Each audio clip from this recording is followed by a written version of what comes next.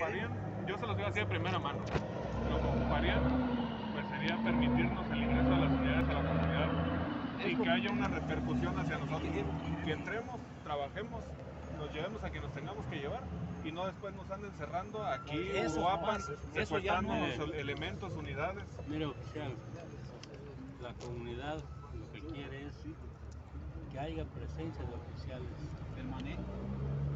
de que se esté vigilando, porque bien, ya he visto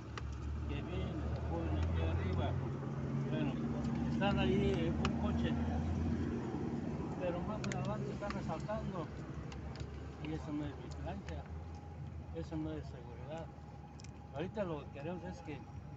anden patrullando de calle en calle, no importa si agarran borrachos, porque borrachos pues, al rato se me quita y salgo, pero si viene uno que es delincuente o una de las ratas,